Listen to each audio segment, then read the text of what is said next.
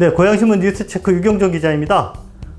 지난 한 주간 정말 굵직굵직한 뉴스가 우리 고양시에 쏟아졌습니다. 제가 이 체크무늬 셔츠 입고 뉴스체크 하니까 우리 고양신문 기자들이 평소보다 더 열심히 취재를 하는 것 같습니다. 네, 덕분에 이번 주 어떤 뉴스를 전해드릴지 골라내는 게 정말 쉽지가 않았습니다. 자, 오늘 소개해드릴 소식 유독 많으니까요. 하나하나 빨리 시작하도록 하겠습니다. 자, 헤드라인 먼저 소개해드리겠습니다. GTX 킨텍스역이 복합 환승센터를 포기했다고 합니다. 예, 땅이 없어서 그랬다는데요. 조금 있다가 요거 심층적으로 좀 한번 알아보고요. 자, 두 번째 소식은 덕양구, 분구 졸속 추진입니다. 예, 신원마을 주민들이 화가 났다고 합니다. 네, 세 번째 소식. 이재준 시장의 좋은 뉴스와 나쁜 뉴스가 하나씩 있습니다. 뭔지 한번 알아볼까요? 다음 소식은 고양 시민이 즐겨 타는 그 공공자전거인 피프틴이 내년에 없어지고 공유 자전거가 들어온다고 합니다. 다음 소식으로 인터뷰 기사가 두 개 있는데요. 강중구 차병원 초대 원장님 인터뷰했고요. 그 다음에 덕이동의 거룩한비 광성교회 곽승현 신임 목사님을 만나봤습니다. 자, 이렇게 골고루 이번 주 소식을 준비했고요. 6월 둘째 주 고양신문 뉴스체크 시작하도록 하겠습니다. 네, 이번 주 심층 보도는 GTX 복합 환승센터가 무산됐다라는 소식인데요. 네, 심층 보도 전문 이성호 기자 오늘 또 나왔습니다. 제가 심층 보도. 네네, 맞습니다. 네, 자, 그럼 본격적으로 심층 보도 들어가도록 하겠습니다. 먼저 복합 환승센터라는 용어가 좀 낯선 그런 독자들도 계실 것 같은데요. 복합 환승센터가 무엇인지 개념부터 좀 설명을 해주세요. 예, 복합이란 말에 주목하시면 되겠습니다.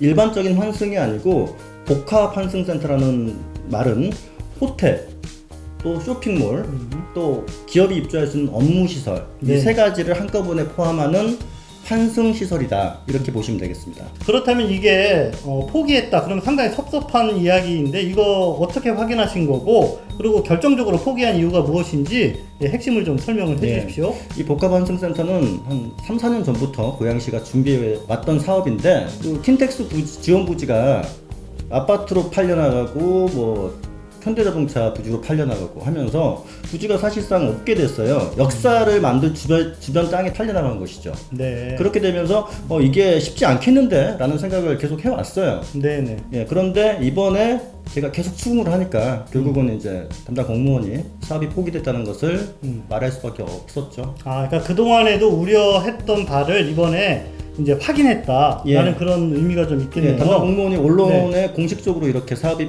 포기됐다라고 얘기한 거는 이번에 처음 일입니다. 그럼 지금 현재 어쨌든 그 킨텍스역 그 공사는 하고 있잖아요. 네, 공사는 이렇게 진행이 되고 있는데, 그러면은 이 공사장에는 어떤 형태의 역이 들어오게 되는 거죠? 킨텍스역은 애초에 이제 GTX A 건설을 하면서 그 일반적인 역사가 지금 설계가 돼 있고 공사가 이미 들어갔습니다.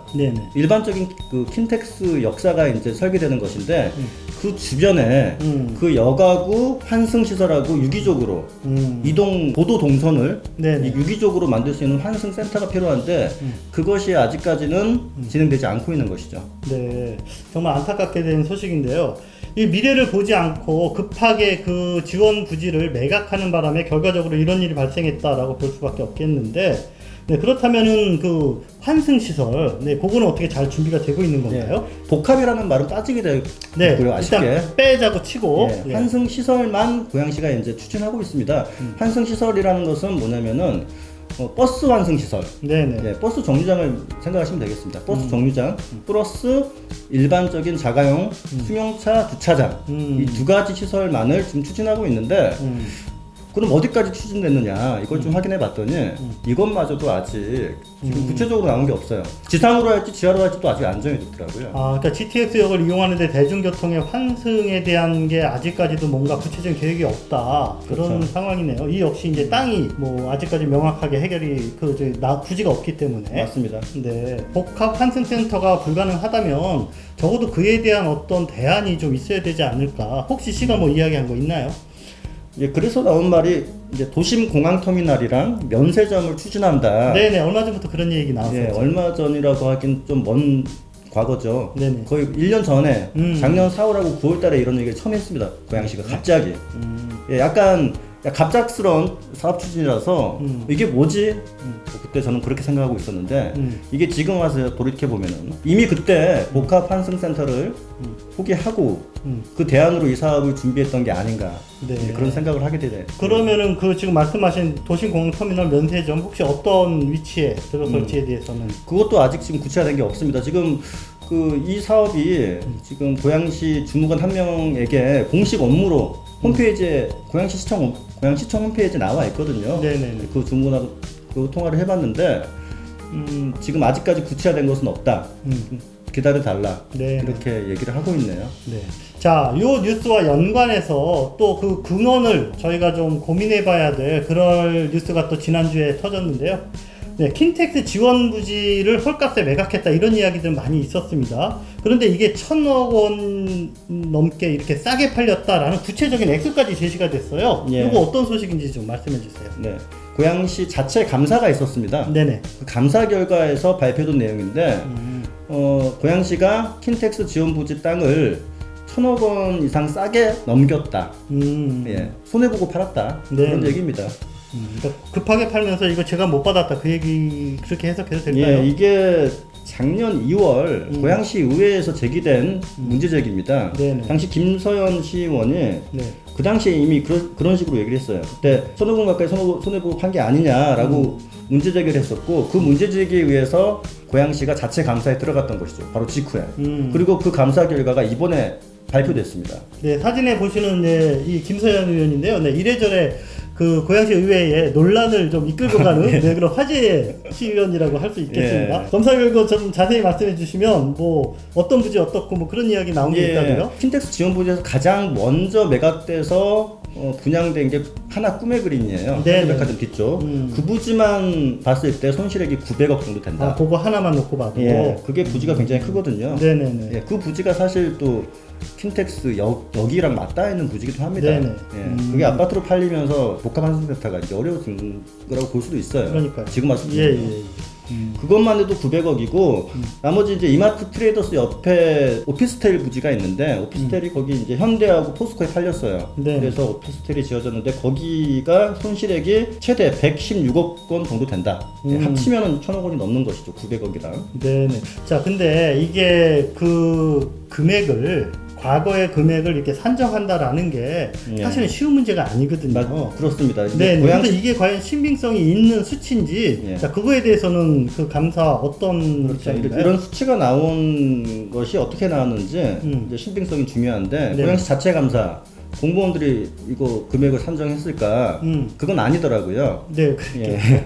예, 감사 통과했던 분, 감사 담당관실이 통과했던 분의 말에 의하면은 이제 감정평가 기관에 의뢰했고, 그다음에 또 하나는 국토부에 감정평가 타당성 조사를 의뢰했다. 그 의뢰한 결과를 받아보니 이렇다. 그러니까 약간 공신력 있는 두 번의 그런 감사를 거쳐서 최종적으로 이런 지금 결과가 나왔다. 아, 한 부지를 두 번 한 건 아니고, 그렇죠. 부지를 나눠가지고 여기는 국토부에, 여기는 감정평가원에 이렇게 한 것이죠. 이 신문 기사에 넣지 못한 또 어떤 뒷이야기도 있다 그러는데 뭐 더 들려주실 말씀 있으면 하시죠.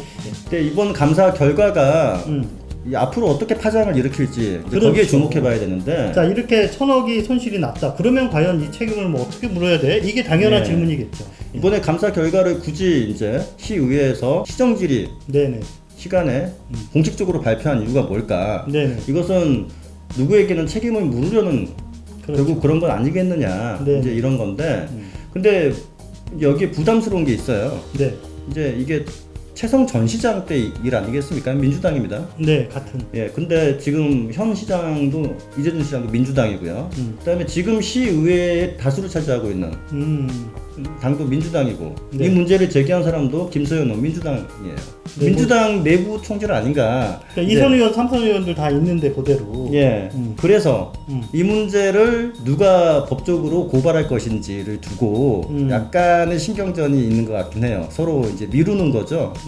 시 집행부에서 할지, 시의회에서 할지 이거 포대게 법적으로 문제 제기를 하고 싶은데 책임을 물어야 되는데. 그래서 이제 시의회에서 감사 담당관실의 총책임자가 하는 말로는 네. 시의회가 적극 도와준다면은 법적으로 이 문제를 어떻게 다룰지 법적 책임을 묻는 방안을 강구해 보겠다 이렇게 공식적으로 말씀하셨어요. 그래서 이 말은 즉 시의회가 좀 대신 해주면 좋지 않겠냐. 우리 시 집행부는 논리를 만들어 놓을 테니 너희가 대신 고발해라 라는 뜻이 아닌가라고 저는 해석이 되더라고요. 들어보니까. 네. 알겠습니다. 이 지금 문제, 우리 시민들도 많은 관심이 있는 것 같은데요. 예, 이 사실을 밝히는 것도 중요하지만 이게 이제 매듭 짓는 것도 중요하고, 앞으로 또 다시 이런 일이 벌어지지 않도록 그렇게 하기 위해서는 이번에 좀 어쨌든 좋은 결과를 이렇게 좀 매듭을 지어야 될 것 같습니다. 어떻게 될지 앞으로 두고 보도록 하겠습니다. 예, 고맙습니다. 예, 감사합니다. 자, 이번 주 고양신문 일면 헤드라인 뉴스입니다. 고양시 덕양구 신원마을 주민들이 화가 났다고 합니다. 덕양구 분구 문제가 불거져서인데요. 자, 덕양구 분구 일산구가 일산 동구와 서구로 나눠진 것처럼 덕양구도 이제 인구가 점점 늘어나니까 덕양구를 북구와 남구로 나누자라는 계획안이 고양시에 의해서 밝혀졌습니다. 자, 그러자 신원마을 주민들이 반발을 하고 나왔습니다. 왜냐하면은 보시는 것처럼 이게 이제 그 남구 북구 그 계획도인데요. 신원마을은 같은 삼성지구 안에서 유일하게 덕양구 북구에 가서 붙게 그렇게 됩니다. 저 보이시는 저 빨간색 동그라미 있는 데가 신원마을인데요. 행정구역상 여기가 행정동이 그 삼성동이 아닌 신원동이기 때문에 이제 북구에 속하게 되는 거죠. 이렇게 계획안이 밝혀지자 신원마을 주민들은 그렇게 되면 행정적으로도 너무 불편하고 그 다음에 삼성동에 들어서게 될 여러 가지 그 편의시설들을 본인들이 활용하기가 어려워진다 라는 이유에서 이렇게 반발을 하고 있습니다. 근데 지난 3일에는 한 40여 명의 주민들이 고양시 의회를 찾아와서 피켓을 들고 사진처럼 이런 항의 시위를 벌이기도 했습니다. 이 분구안에 대해서 남동진 기자가 고양신문 1면과 3면 두 개 면에 아주 자세히 분석을 해놨는데요. 뭐 한마디로 짧게 설명을 드리면 여러 가지로 조금 성급하게 졸속 추진되고 있다라는 그런 지적을 피할 수가 없다라는 것입니다. 네, 궁금하신 분들 고양신문 한 번씩 꼭 구독하시면서 상세한 소식 읽어주시면 되겠습니다. 네, 매주 뉴스체크에 단골로 등장하는 인물, 어쩔 수 없이 이재준 고양시장님입니다. 이번 주에도 이재준 시장님 굿뉴스가 하나 있고 또 배드뉴스가 하나 있습니다. 자, 어떤 것을 먼저 하느냐. 자, 굿뉴스부터 전해드리겠습니다. 삼성역 환승 주차장 문제로 LH와 고양시가 이렇게 줄다리기 하고 있다라는 소식 몇 주 전에 전해드렸죠. 결과는 고양시의 판정승이라고 평해도 될 것 같습니다. LH가 주차장을 다시 개방을 하기로, 무료로 개방하기로 했고요. 그리고 고양시청 찾아와서 앞으로 잘해보자고 협약도 맺었습니다. 자, 이번 협약으로 이재준 시장이 주장해온 LH의 그 개발 이익에 대한 지역의 환수도 뭔가 좀 적극적인 방안이 마련되지 않을까라는 기대감이 많아지고 있습니다. 네, 이런 결과에 대해서 삼성 지역 주민들도 사진에서 보시는 것처럼 이렇게 환영의 목소리를 내고 있습니다. 굿뉴스는 여기까지. 이번에는 배드뉴스입니다. 자, 지난주 목요일에 한 중앙 일간지에 이재준 시장과 최성 전 시장 측의 비밀 각서가 실제로 존재한다는 사실을 증명할 수 있는 녹취 파일이 있다라는 그런 보도가 나왔습니다. 네, 이 사건을 담당하고 있는 의정부지검 고양지청이 이 녹취 파일을 확보하고 있다라는 소식입니다. 네, 당연히 주말 동안에 지역 정가가 약간 술렁술렁 했고요. 지난번 선거 때 이재준 시장과 최성 시장 전 현직 시장 사이에 모종의 이행각서가 있었느냐 없었느냐, 이런 논란은 지난 4월 총선에서도 한번 불거진 적이 있죠. 네, 이번 그 중앙 일간지의 뉴스에 대해서 일각에서는 이거 뭔가 결정적인 그런 스모킹 건이 나온 것 아니냐라는 그런 예측도 있고요. 또 한편에서는 지금까지의 발표와 달라진 것이 전혀 없다. 이거는 하나의 언론 플레이가 아니냐라는 그런 예측도 있습니다. 우리 고양신문 남동진 기자가 이에 대해서 고양지검의 그 부장검사와 직접 통화를 해봤는데요. 네, 부장검사 측에서도 수사가 진행 중인 상황이기 때문에 구체적인 내용에 대해서는 뭐 특별히 들려줄 사항이 없다라는 그런 답변, 원론적인 답변을 했네요. 이재준 시장하고도 통화를 했습니다. 네, 이재준 시장 역시 고발 당시에 제기됐던 내용과 달라진 것이 없지 않느냐라면서 사실 무근이다라는 입장을 재차 밝혔습니다. 추가 저희가 취재를 해서 뭔가 좀 더 사실에 접근한 그런 내용이 밝혀지면 추후에 보도를 해드리도록 하겠습니다. 네, 다음 소식은 고양시 공공자전거인 피프틴 소식입니다. 네, 올해 5월로 이 계약 기간이 만료되면서 과연 피프틴을 연장할 것이냐 말아야 될 것이냐 논란이 좀 있었는데요. 네, 결론은 1년을 더 연장해서 내년 5월에 종료를 하기로 했다라고 합니다. 네, 피프틴 그동안 우리 고양 시민들의 많은 사랑을 받기도 했지만 또 한편에서는 연간 수십억 원에 이르는 적자 때문에 과연 이거를 지속해야 되냐라는 그런 논의도 있었죠. 자, 그러면 피프틴이 없어지면 그러면은 뭐를 타야 되나요? 네, 고양시는 피프틴 대신에 공유 자전거를 도입하기로 했다라고 그렇게 지금 밝혀지고 있습니다. 공공 자전거와 공유 자전거 과연 뭐가 다를까요? 네, 간단히 정리해 드립니다. 첫 번째, 네, 피프틴은 시에서 직접 운영을 했습니다. 그런데 공유 자전거는 민간 기업이 위탁을 받아서 운영을 하게 됩니다. 현재로서는 지금 수원에서 공유 자전거를 이제 시작하고 있는 KT가 유력하다라는 이야기가 들려옵니다. 자, 두 번째, 사진에서 보시는 것처럼 피프틴은 그 스테이션이라는 그 시설, 거기에 이렇게 자전거를 딸깍 끼워서 반납하고 또 이렇게 빌리고 이런 시스템이었는데요. 요 공유 자전거는 모든 자전거에 GPS 칩이 내장이 된다고 합니다. 뭔가 빌리고 또 반납하는 과정이 이전보다 좀 더 간소해질 걸로 예상이 됩니다. 그리고 마지막 세 번째, 자, 피프틴은 그냥 자전거만 있었는데요. 이 공유 자전거는 자전거와 전기 자전거를 함께 그렇게 선택할 수 있도록 운영을 할 예정이다 라고 지금 밝혀지고 있습니다. 근데 물론 전기 자전거는 일반 자전거에 비해서 아마 그 사용 요금이 조금 더 비싸겠죠. 자, 때마침 고양시의 자전거길 안내 지도도 새롭게 만들어졌습니다. 자, 보시는 요게 그 이번에 고양시에서 새로 발간한 자전거길 지도인데요. 요거는 소책자고 요거는 한 장짜리 지도입니다. 네, 고양시의 자전거길이 총 얼마? 300km 정도 된다고 합니다. 이 300km 자전거길을 총 16개의 코스로 나누어서 자세히 소개하고 있고 중간중간 들려볼 만한 곳도 담아 놓고 있습니다. 4년 만에 업그레이드된 그런 책인데 예전보다 모양도 그렇고 내용도 상당히 충실하게 잘 나온 것 같습니다. 고양시 사진에서 보시는 거는 창릉천 자전거길입니다. 고양시 자전거 타기에 괜찮은 도시입니다. 네, 요 지도 들고 평소에 가보지 못한 곳 자전거로 한번 찾아가 보시는 것도 괜찮을 것 같습니다.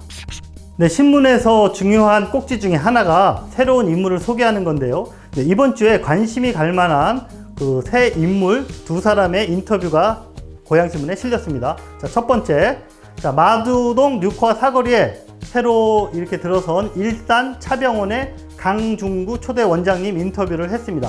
네, 강중구 원장님은 일산병원 병원장을 지내면서 독보적인 추진력으로 이미 지역 의료계에서 명성이 자자했던 분인데요. 네, 지역의 새로운 그 최고의 종합병원을 지향한다는 일산 차병원의 비전과 목표, 고양신문 신면 인터뷰 기사를 통해서 확인해 보시기 바랍니다. 이와 관련해서 조만간 이 고양팟에서도 그 강중구 일산 차병원 원장님 인터뷰 동영상을 별도로 업로드해 드릴 예정이거든요. 관심 있는 분들의 많은 시청을 부탁드리겠습니다. 자, 이번 주 두 번째 인터뷰 인물은 고양시 최대의 교회 중에 한 곳인 덕이동에 있는 거룩한비 광성교회, 여러분 아시죠? 이 광성교회 이대 목사님이 새로 취임을 하셨거든요. 작년 11월에. 네, 곽승현 목사님 인터뷰 제가 직접 했습니다. 네, 거룩한빛 광성교회는 그 초대 목사님이신 정성진 목사님께서 그 개혁적인 목회를 하면서도 교회를 성장시킨 그런 독보적인 그런 한국 개신교회의 롤 모델을 보여준 교회로 아주 유명하죠. 이대 목사님으로 어떤 분이 오실까 궁금했는데요. 교인들의 선택은 40대의 젊은 리더십이었습니다. 자, 바로 이 곽승현 목사님이신데, 곽승현 목사님 근데 부임하자마자 코로나19가 터져서 예배가 중단되는 그런 좀 아쉬운 그런 상황을 맞았는데, 본인이 직접 유튜버가 돼서 기타도 치고 노래도 하면서 적극적으로 지금 교인들에게 새로운 그런 바람을 불러일으키고 계시다라고 하네요. 네, 새로운 시대에 걸맞는 새로운 목회의 방향 어떤 모습일지 고양신문 7면 인터뷰 기사 통해서 확인해 보시기 바랍니다. 네, 이번 주 준비한 소식은 여기까지입니다. 네, 어떻게 보셨나요? 중앙에서 연일 쏟아져 내려오는 그런 뉴스를 보기도 바쁜데 언제 지역 뉴스까지 챙기냐 생각하시는 분들 계시겠지만 한 번 더 생각을 해보면 우리의 삶을 변화시키고 그리고 또 우리에게 직접적인 연관이 있는 그런 소식은 아마 지역 언론이 만드는 그런 뉴스일지도 모릅니다. 고양신문 한 달 구독료는 10,000원입니다. 이 10,000원이라는 구독료에 부끄럽지 않도록 보다 정확하고 또 꼭 가치 있는 그런 뉴스를 만들기 위해서 저희 고향신문 기자들 이번 주도 열심히 뛰겠습니다. 다음 주에 뵙겠습니다.